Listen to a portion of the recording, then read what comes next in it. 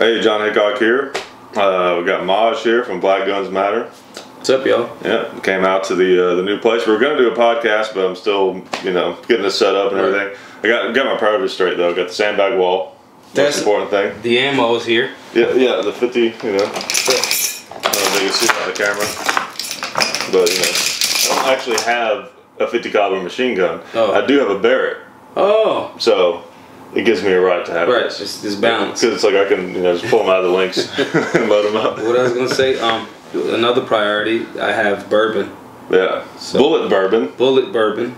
Yo, I never had bullet bourbon before this. Yeah. Yeah, that Booker's that we was talking about. Oh, that's right, because they own Bullet. Right? No, they own Maker's Mark, Knob Creek, and Booker's Bourbon. That's right. Yeah. So Bullet. So Booker, separate, yeah. the guy the founder, Booker Knob. Knob Creek, Booker's Bourbon. Makes sense. Yeah. So yeah, there you go. They learned something about whiskey or bourbon. But yeah, Maj came over, and we recently were down in Atlanta and did a really cool event that, there's some footage and stuff that you guys will be able to see at some point. And I'll just let you tell them a little bit about what you're doing and all that kind of, you can explain it better than I can. Yeah. So basically, guys, we, if you don't know, I'm the founder of Black Guns Matter.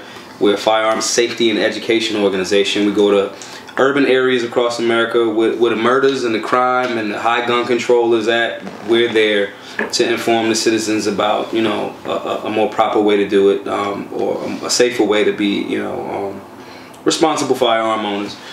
And just we go to the places where it's quote unquote scary, Chicago, Philly, Atlanta, certain parts of Atlanta, Compton, stuff like that. So the event in Atlanta, we had that was the all-star game.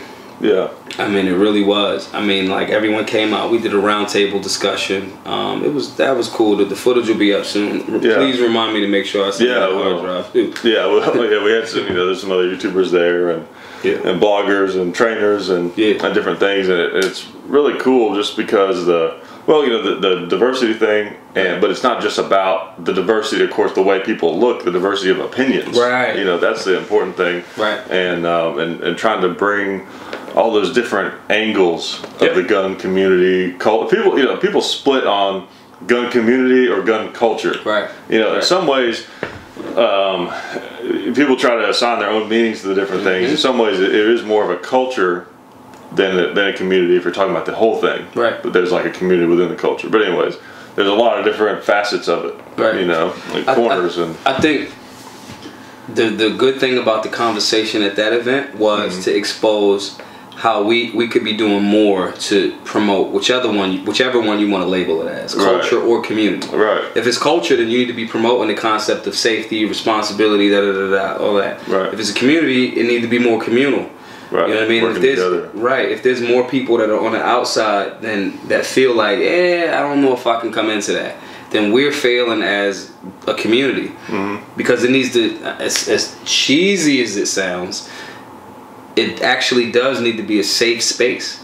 It does need to be a space where people on the outside don't initially and consistently sometimes feel like, I can't really go over there. They're not really gonna rock with me. Right. You know what I'm saying? And it's like, nah, that's not how it is. It actually is. You can rock, but we had to kind of like put something together that shows people like the actual makeup of how the gun community and culture actually looks like in America. Right. You know what I mean? That room was like, like you said, other YouTubers, other world-class trainers, hip-hop artists. At the class it was a few gun bunnies running around. Yeah. You know what I'm saying? Yeah. So it was excellent. I'm glad you came out too, man. Yeah, thanks for having me down there. Yeah. Shouts really to cool. Zeke too, Big Zeke. What up? Yeah, you guys have seen Zeke on the podcast. Yeah. So it was amazing, and now we gotta translate that into, that was a controlled environment, at Stoddard's range and everything, how do we translate that to the real world? Right. Yeah. Right, because the range for us is a safe space. Right, right, and people tend to be kind of isolationists. You hang out with your own people, depending on wherever you're from or wherever you're around, Right. And like a story that we were talking about earlier, a rehash. like when I was a kid going around to gun shows and stuff, there weren't a lot of minorities there at all, you know. And I've seen too many times there'd be, you know, a couple of black people show up or whoever. They were obviously together, and you could tell they felt a little uncomfortable because it's like, huddle. Right, there's all these white people here looking at guns, and you know they felt like outsiders, you know. And the problem is when they would handle a gun in a way that made them seem inexperienced. Right. You could feel and hear the people being like, "Why are they here?"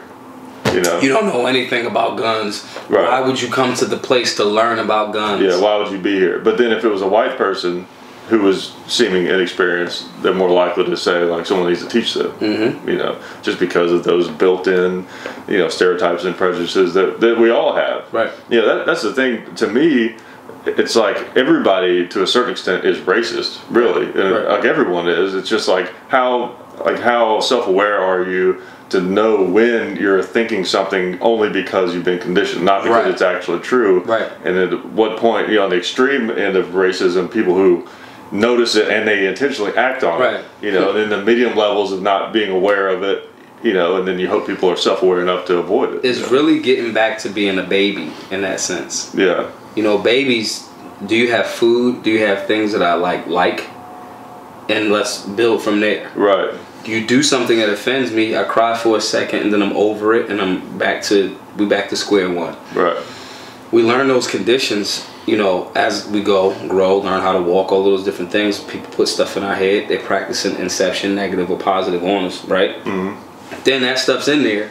Now, if you're aware of that and you want to change it, you got to get back to being a baby. You know what I mean? You got to get back to, yo, let me ask John if, yo, you want to come down to this Atlanta thing? As opposed to going, oh, man, John's not going to want to come to that. Yeah, he wouldn't be into that. Right. Yeah. Why would he want to come to, you know, but then it becomes, okay, we have commonalities. I purposely look for commonalities. You know what I'm saying? We've been hanging today. We haven't picked up a gun yet. Right. You know what I'm saying? Yeah. But we're having conversations about actual life stuff. Right. And finding those commonalities. And I think when more people do that, and that's the work that we're doing at Black Guns Matter, it's about a firearm and safety per se, but it's bigger. It's bigger in the sense of changing the hearts and minds of people to get on. Evaluate how you're thinking in regards to safety, but also in regards to civics, and also in regards to the things that you thought somebody told you that. Where did you get it from? Why did the person that told you that tell you that? And is it actually beneficial for your life right now in the sense of, is it helping you secure your basic human rights and your freedoms? And if not, you know, you gotta let that go, bro. Right. You know what I'm saying? Yeah, definitely. I think it's, you know, it's a really awesome thing what you and your organization are doing, you know, bringing people together and also just people that were already together into a new world of just, you know, responsible firearms ownership and the hobby side of it, you know, because this is something I've been talking about for years. The problem is, you know, you hear a lot of these like inner city leaders talking about gun control a lot, and it can be effective because it, you know, if you live in the city, you hear gunshots or whatever. It's not people having fun with guns. Yeah. It's something bad happening. It's not the range. Right, exactly. You know, and you turn on the news. Do you see stories about people having fun with guns? No, it's always something negative. Yep. So you're only blasted with this negative perspective of guns. So of course, when, you know, someone that you respect in your community says that we got to clean up these streets and get these guns out of here. These are the bad things. Right. You are bad if you da da da da. Yeah. So it's, okay, but where's my security detail? Yeah, exactly. Yeah. You guys are ready. Right. But it's so easy for some people to associate guns as being negative. And it's happening in like a silo or a vacuum. There's nobody else at the time before we started doing this work. No, well, let me be very clear. I don't mean that. Shouts to Ken Blanchard. Shouts to Coleon Noir. Shouts to Argo J. Shouts to people from inner city areas that are doing it on different levels before, you know, I showed up. Right. The difference for me is I love being in the hood. I love it. I love my community. I love the aggression. I mean, you know, I love the strength. There's something that comes along with a concrete jungle that breeds a certain type of strength and love, and you know, I love those things. It's its own community, yeah. Right, and you know, with its own set of values, it's like a subculture. You know what I mean? Right. Saying this to say, before we started showing up doing that work in that environment and making it cool, right? It was very easy for those politicians that had their agendas and their kickbacks to make that cool. To make it, you can manipulate the masses when there's nobody else going, oh, no, that's not true. Yeah, definitely. And not even to attack those politicians. We just present this factual truth. These are the rules. This is the law. This is where it came from. This is how it was kind of trash and it was a setup. And here's the safety protocol. Here's the educational protocol. Here's these things. Now you decide.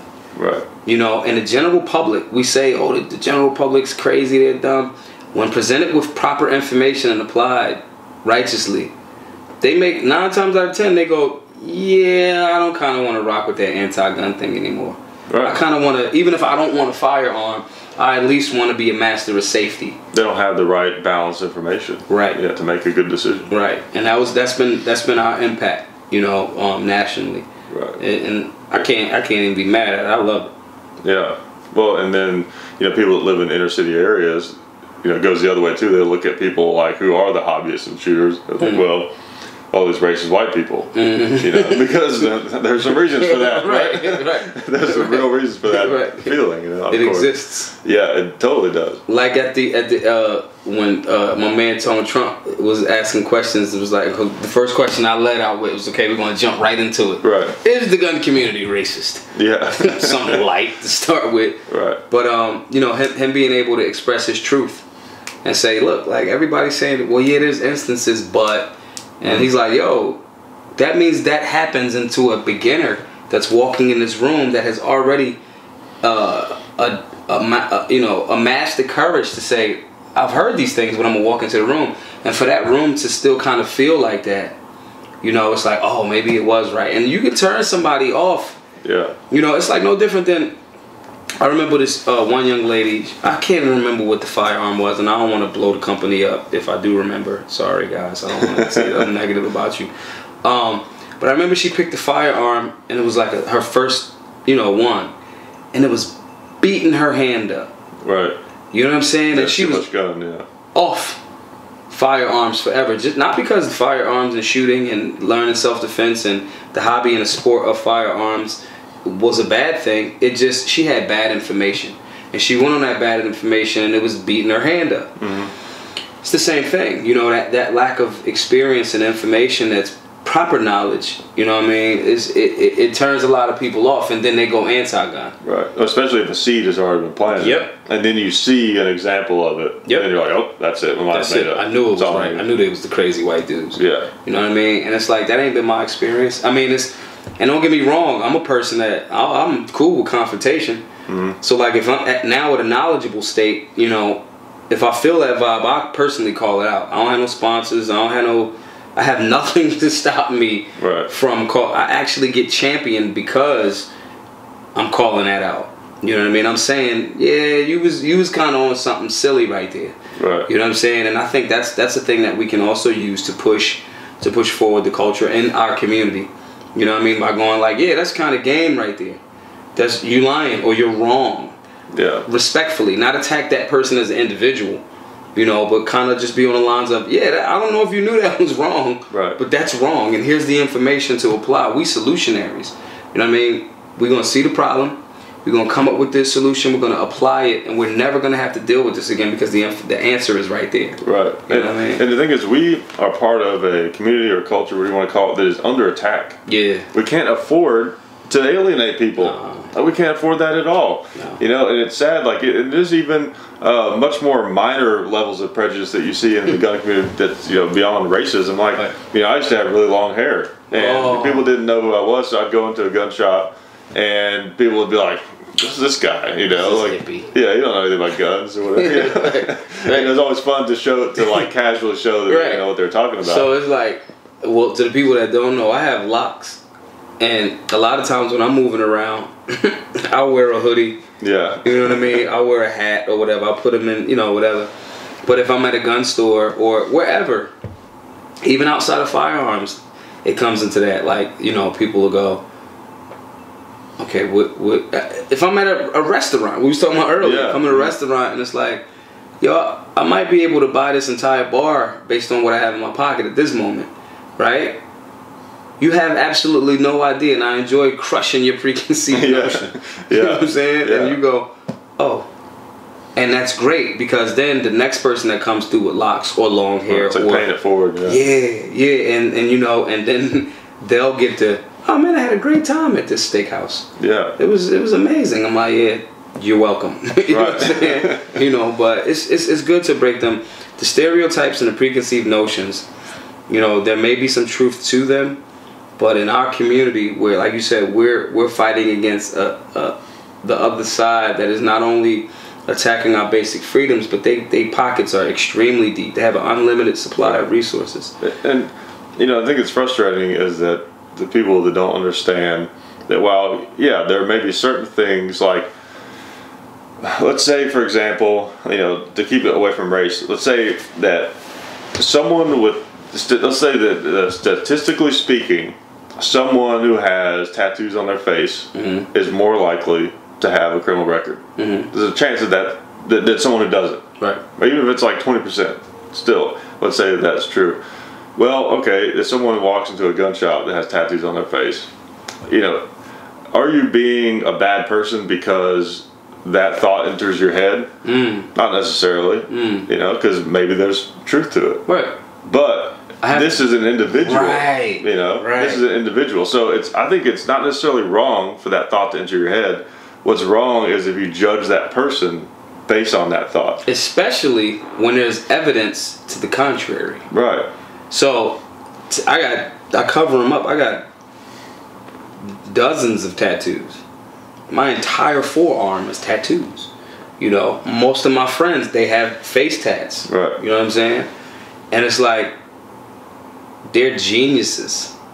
They are geniuses. You know what I mean? And it's like, if you limit yourself to not having an experience with a genius, just because you saw something and you didn't check self and go, well, let me see.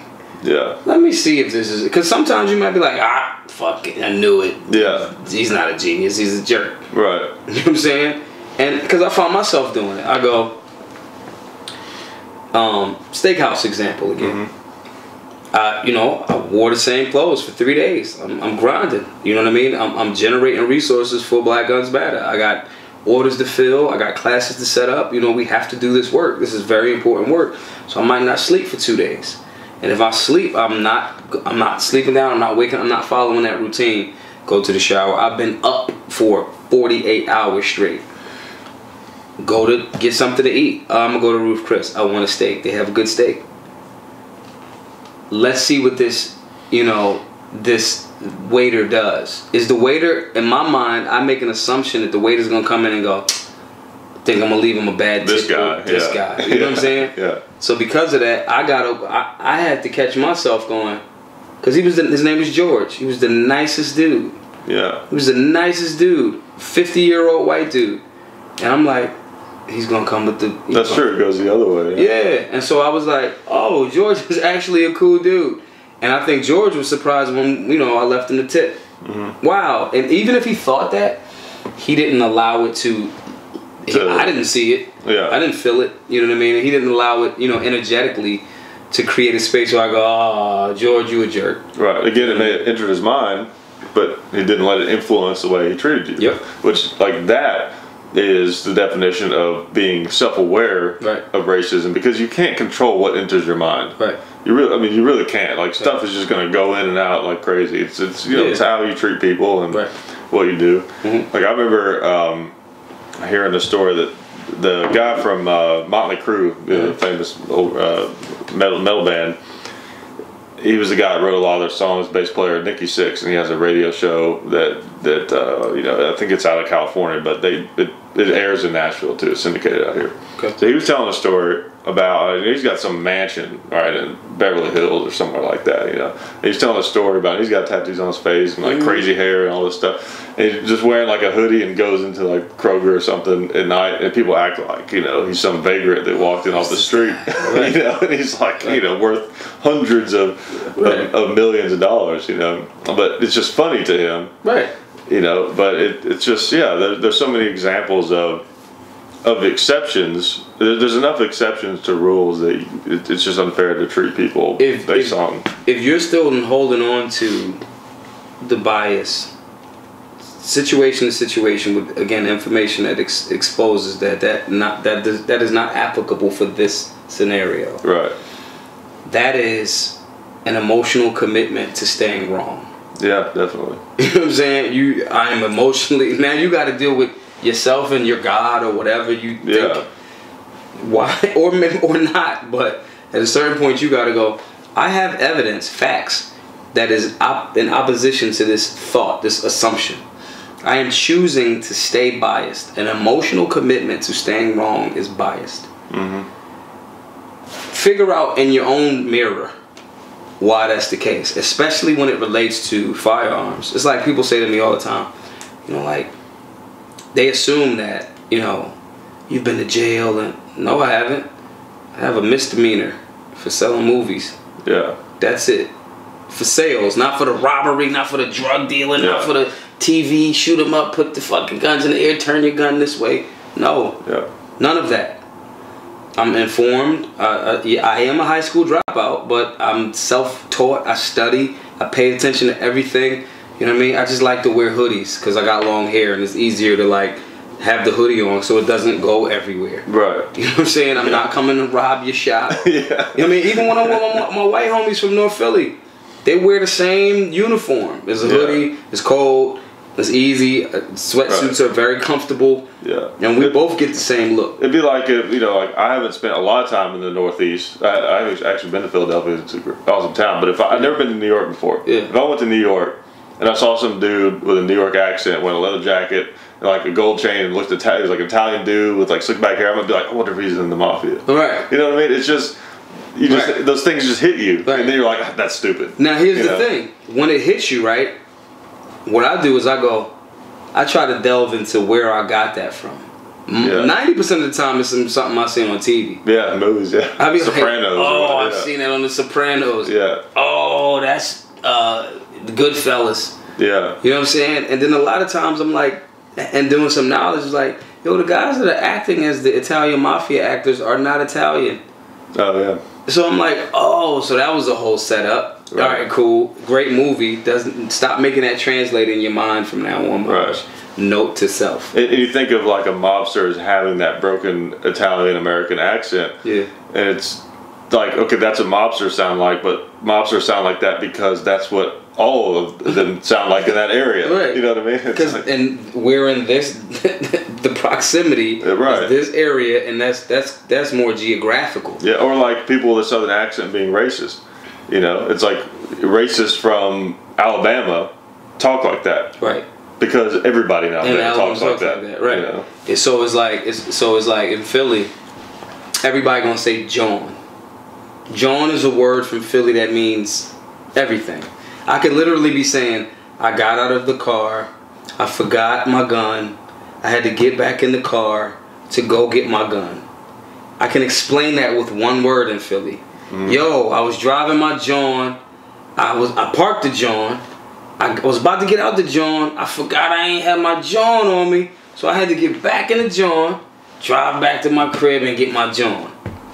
That's how everybody in Philly talks. Now if I say that sentence to somebody in Philly, the context clues give them an understanding of exactly what I'm talking about. Right.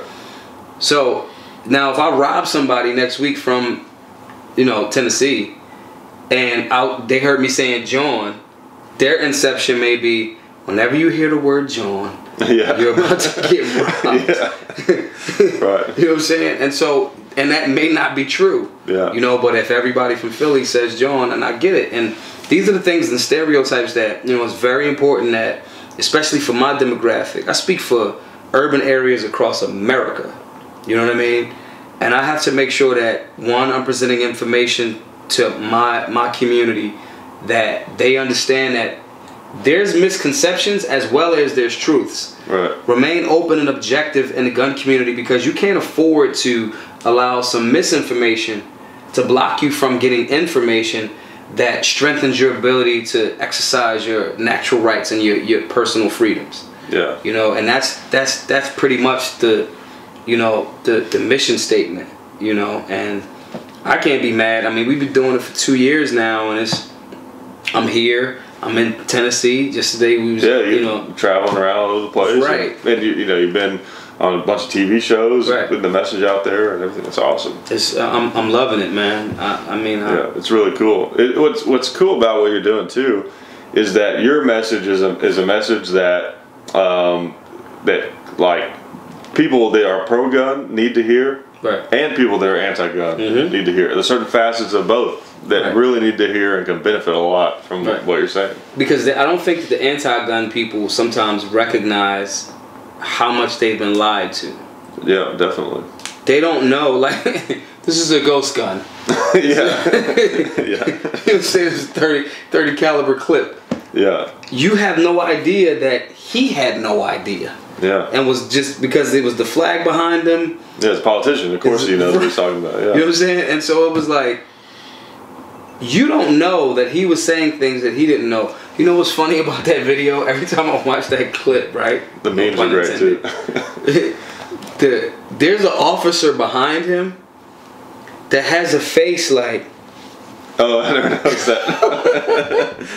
That's funny. His face is like, this guy.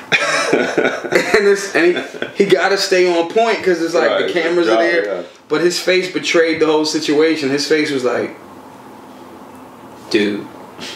You know what I'm saying? It's capable of shooting. And when I heard that the first time, I was like, he sounded so confident that it made me think, does this gun exist? Yeah. wait, let me double down real quick and be like, you know, and if that's how the power of media and television and ignorance moves that way, and I'm solid in my understanding, imagine a person that has no information. Oh man. It's like, that gun is capable of that and only bad people have it? Yeah. When a little bit of information is presented to them and they go, like, nah, bro, that doesn't exist and that's not what it is, and he didn't know what he was talking about. They go, oh. And it's to settle down and let's get back to the Planck scale of things. Right. And let's understand the basics and work up from there. Yeah. Right. It's like when the Vegas shooting happened. Yeah. All the misinformation that was out there about the bumfire stocks and all that kind of stuff. And so I don't know if you ever saw that graphic that was getting shared around on the internet. That I think. Oh yeah, USA Today. Yeah, I think so. It was like it was a regular like collapsible stock, right? You know, but it was showing that it was like the bumfire stock. Look, it had the grenade launcher on it. Yeah, look, it looked like it was a shake weight. Yeah, it did. Yeah, it was a gun shake weight.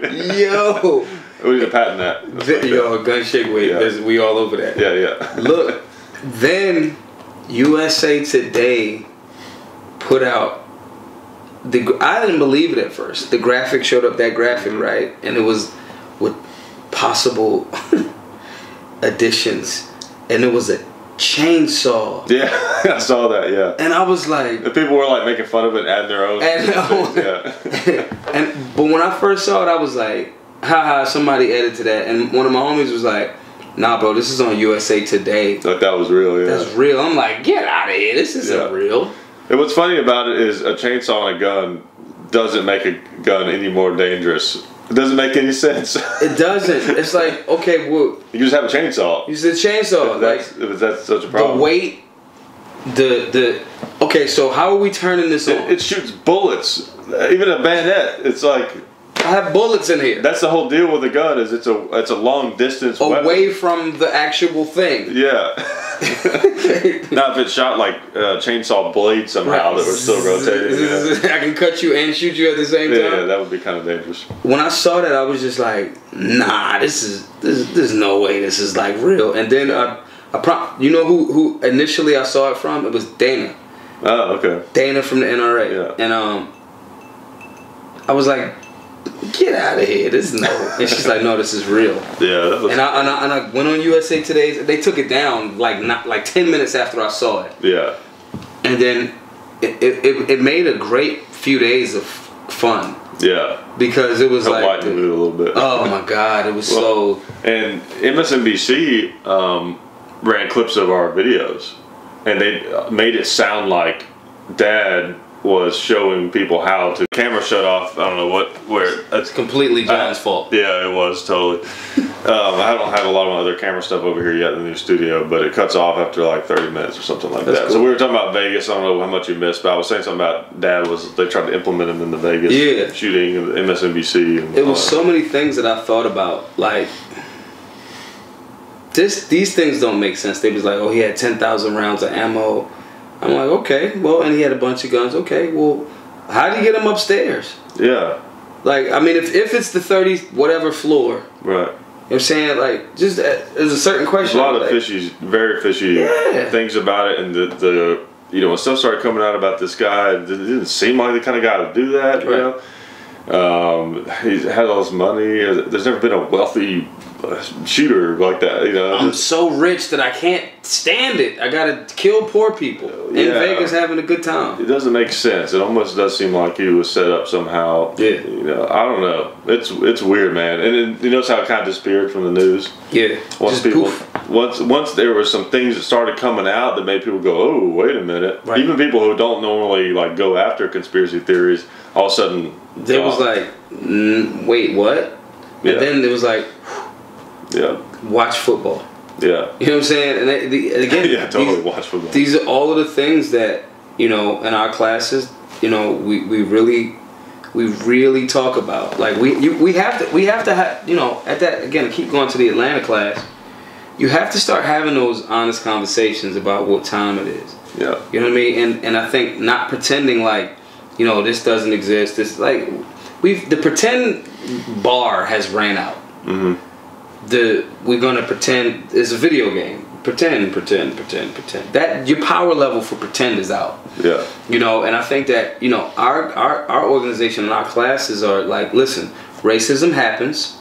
This is the information that you need to ascertain if this officer, because that's most of our classes. Well, look, if I have a firearm, I don't want an officer to feel like, okay, well, this is the code of conduct. This is the standard operational procedure, and just because someone has a uniform on does not give them the right to violate your rights, nor kill you. Yeah. Period. You have the right to exist on this planet. You know what I mean? Especially if you're doing things properly. So we give you that information in order to handle yourself properly. But if someone degrades themselves from citizen, officer, whatever, to scumbag, I don't care what clothes you're wearing. I'm going to make it home to my family. Yeah. Period. And I think these are the tough questions and conversations that we don't shy away from at Black Guns Matter. We need to have them conversations, and that's why we've been generating the type of energy and support that we have, in the sense of people coming out to the classes, and classes are free. So how could you be free? And I think this may be too heavy thing to get into toward the end of the video, but one of the things that keeps some of this stuff from moving forward, especially now. There's a lot of white people who now feel like now they're being attacked, right, because of all this stuff that's going on. And of course, there's some racism against white people, but it's like the thing they don't understand is, first of all, there's a lot of white people in America. Right. We're not a minority. Right. There's racism against everyone, everything on some level. Right. So now it's like some white people have had this idea that like, oh, well, they're being racist against us now, so we don't have to care. We don't have to care about racism. They're being racist against us. Right. And it's like, no, it's still a problem. Like the racism still exists. It's not over. It's not done with. Right. Or because you're saying things like, hey, my life actually matters, that somehow that translates into me saying that yours doesn't. Right. And it's like, nah, bro. Like if we talking about American history, all gun control laws, all of them, the origin of them are based in 1602 Virginia. We want black people to not have firearms. Yeah. That's the main the LLC, right, and the corporation, and the other laws are the subsidiaries. Same thing with drug laws. Drug laws were used by the government to persecute people that they didn't like. Right. Whether it's minorities or just even non-minorities that have opinions they don't like. We don't like you. We don't like what you're about. We don't like what you're saying. Let me come up with a thing to isolate you and make you look like the bad person. Yeah. You know what I mean? And it's like, I think that's another thing that we, especially people in the gun community, look, man, this is a conversation of freedom. Right. If you want to I am a person that has at a certain point smoked marijuana. Me. I'll own all of that. I didn't smoke marijuana as a teenager and then just go, I'm gonna kill everything moving. This is the gateway drug to me being the devil on earth. That's game. That is a lie. Marijuana prohibition came about as some white dude saying, I believe that marijuana makes white women want to sleep with Negro jazz musicians. That is the origin of that. Yeah. Now we're going to make all of these laws and lock up citizens, Americans, from whatever hue, cultural background, based on that being the origin. And the Vietnam protest was part of it too, yeah. You feel what I'm saying? So it's like all of these things pop off. And I think we have to stop pretending, or, you know, if some of my white friends, you know, that I've grown up with, that if what I'm saying is triggering your guilt, let's have a genuine conversation about that, right. And let's come to the realization that it's not an attack on you as an individual. This is an attack on a system of injustice. Yeah, this is bigger than any one person, so anyone should be able to talk about it freely, you know. And it comes back to the question of freedom. I like to be in a space where, you know, I can say something that you can disagree with, and you can tell me why you disagree, and I might change my entire perspective based on that new information that you presented. Right? But if we never had a conversation because you hiding behind your guilt or your nervousness or feeling like you're going to offend me, we can't move the ball forward. Yeah. You know, and these classes, it's a mixture of civics. It's a mixture of, you know, social reform. It's a mixture of, you know, constitutionalism. It's a mixture of, you know, freedom. It's a mixture of safety, education. And we kind of get to firearms. Yeah. You know what I'm saying? Too, but it's beautiful. Firearms are sort of like the catalyst for all these great things. Because all of these things that you believe in and think and feel, if someone else shows up and they have the means to suppress you from, no pun intended, if they have suppressors in position, they can stop you from expressing these things. Yeah. But if you have an ability to defend what you believe in and the value systems, they can't do that. Right. You know, and that's why, you know, it's not like, oh, we're going to make this the 18th Amendment. It's like the second one. We first, like, talking about stuff. Second, defend what you're talking about. Yeah. Like, not like, it's after, like, children's chewables. Like, it's not that far down the list. Right. You know, so. Yeah, it's good stuff, man. Yeah. Well, before we wrap it up, let's do this thing with the canvas print. Okay. Yeah. Oh, yeah.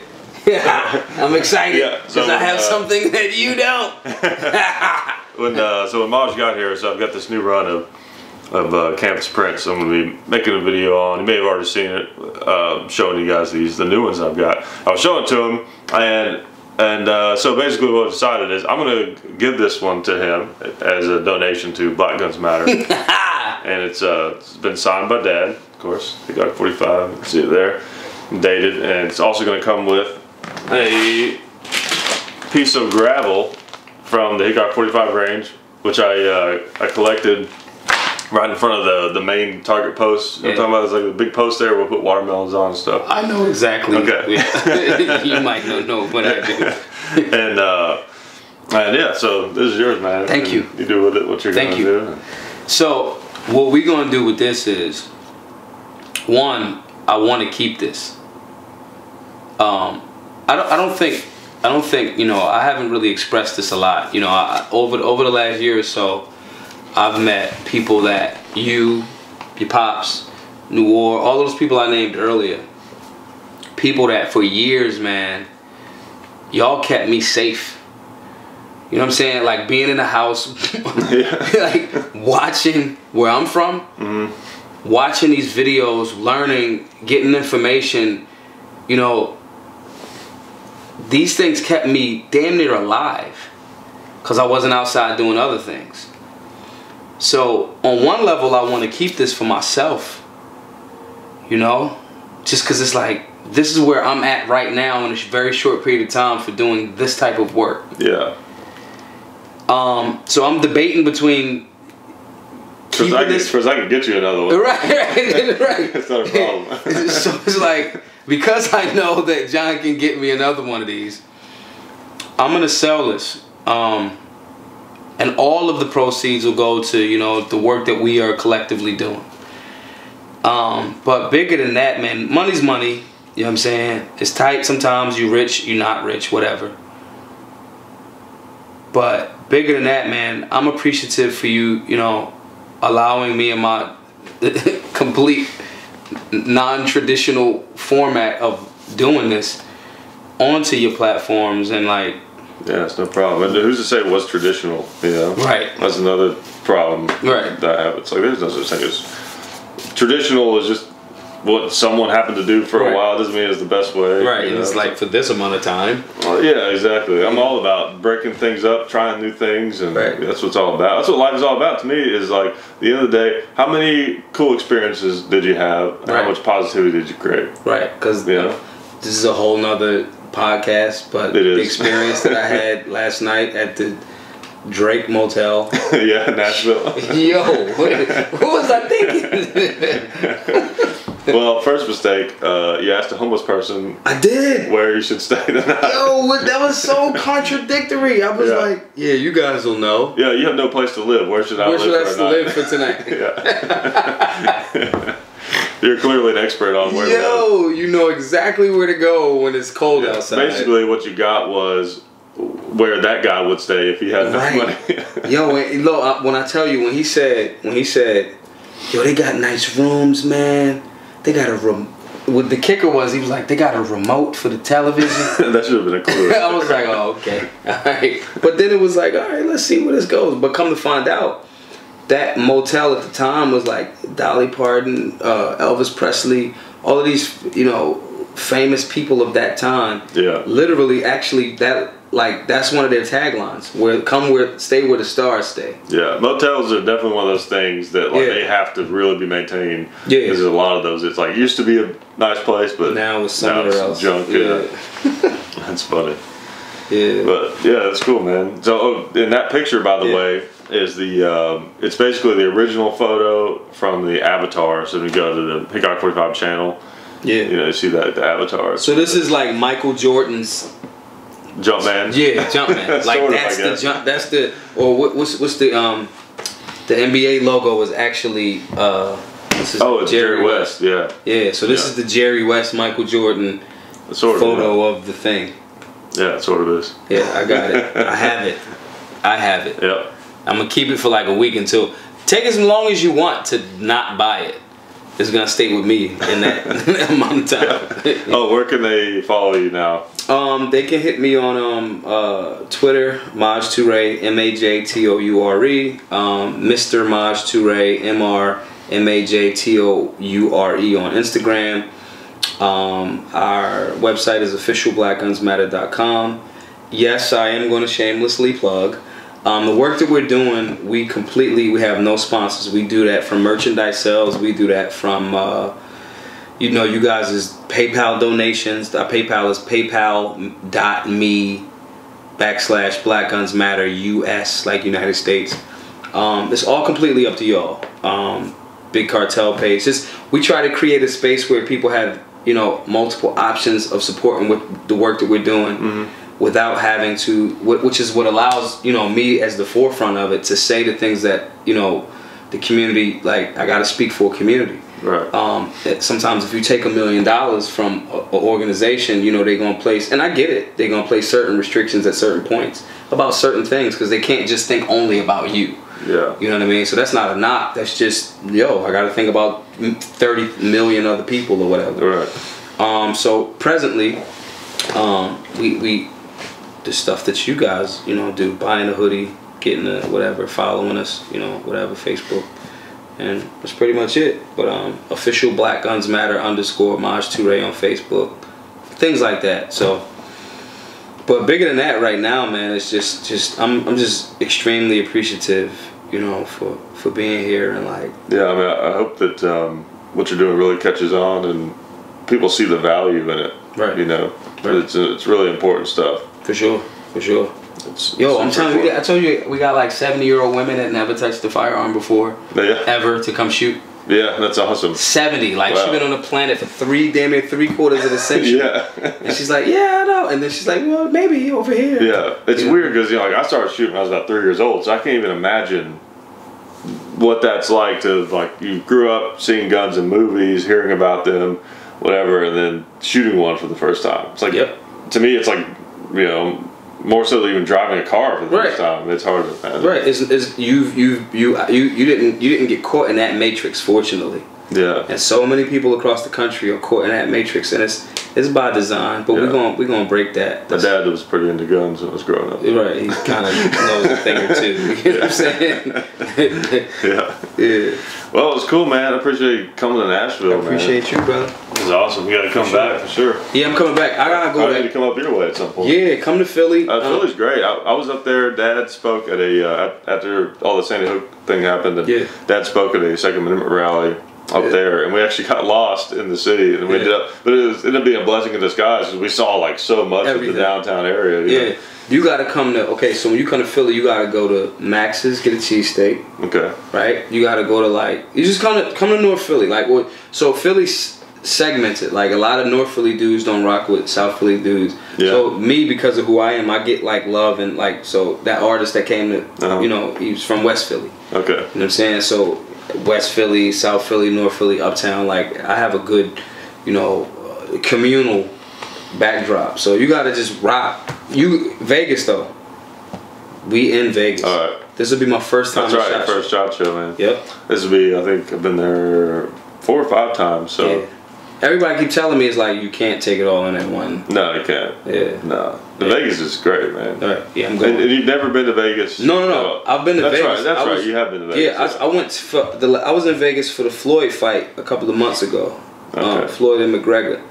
But I usually go for stuff like that. Yeah. But I've never been to SHOT Show. Okay. You know. But, so like for me, my first time was really crazy because it was my first time in Vegas and SHOT Show. Wow. So it was like sensory overload. Yeah. Yeah. Right. Yeah. But SHOT Show's cool, man. You'll enjoy it. There's a lot of, you know, it's not like NRA. It's a lot of business stuff, but that can be cool too. At the same time. It's cool because you still a lot of those people that are doing those businesses. I ain't saying they didn't work. They're doing B2B. They look. I got 10. You want 10,000 of these? Yeah. Like what'll happen is there'll be a booth and you'll be like, oh, I want to see these new Smith and Wessons, and there's like 10 dudes in suits all like trying to have a meeting. Right there. So you're kind of like, okay, I'll just leave you alone for now. Do your meeting, Men in Black. Go ahead. Yeah. The thing for me is I think that we'll be able to be communal after, as well as you know, some of those men and women that are doing business still have a passion for firearms. Oh yeah, totally. You know what I'm saying? And so, you know, I might be there a day or two before and stay a day or two after, just to make sure that we can share that energy. Yeah. We can share that community. We can, you off of work? Let's go drink. Let's go have fun. Let's actually have those real conversations. That's what I'm excited for. Yeah. You know what I mean? It's cool, man. You'll enjoy it. Well, again, appreciate it. No doubt. Do it again sometime. And as always, support the people who support us. budsgunshop.com, sdi.edu. Join the NRA and our link if you have not done that yet. And also federal ammo. That's a quick version of the plugs. Right, that's the plug. And, hey, shouts to Buds. Because they follow me on Twitter. Oh, do they? They do, and I was like, cool. oh yeah, they follow me. That's awesome. Those guys are great too. Yeah. We always, you know, have lunch with them or something. We're out at SHOT Show because they're out there to buy. Right. You know, all of this. Yeah. All of that. Yeah. People always ask like, "Does Buds have a booth at SHOT Show?" It's like, no, they're buying. Right. You know. Right. And the numbers that they throw around, the guns that they buy at one time, and that's how, you know, and it's turned into advertising. Well, but Buds catches some heat in the way that Walmart catches some heat. Right. Difference is the guns are the guns. Walmart does have products that are not going to last. You know? Right. The guns are what they are. Right. But you know, they buy in huge volume, and that's how they're able to sell at cheaper prices. People can't get mad at that. If you can't on one hand say you respect the free market, and then on the other hand say, but they're buying a lot of the time. Well, they put the time and the work in. But they've built something. Yeah, it's just what it is. You would have like rules where your business can only get so big, you know, because of local business. I mean, local businesses can offer things that big ones can't, but they've just got to make sure that, you know, we can't give you this price, but we can give you this customer service and respect. Right. That a big chain, it's much more difficult for them to do that. Right. You just got to make your decision. That's it. You know, if you just want to buy stuff cheap, go to Sam's. Right. You know, if you want to know like what the best kind of broccoli to get is, go to Whole Foods and they'll tell you, man. Right. You know, well, the reason why you need this broccoli, right, is because of. Right, and you know. Versus, I don't know, but there's a pallet over there. Right, so, right. Go get it. Yeah, exactly. You know, I think in business, like the most important thing is that you're honest about what your business is. Yep. You know, people will still get mad and be like, "Oh, I thought it." You know, they thought it was something different than what you told them it was, and they get mad at you. But it's like, as long as you tell them what it is and it is what it is, then just don't go to that business if you don't like it. I don't like this place. I'm not going there. I'm not going there to complain about them. I'm just not going there. Yeah, exactly. That's it. All right, we out. Figured it out. John trying to trick us. Yeah, let's see it. Peace. Okay.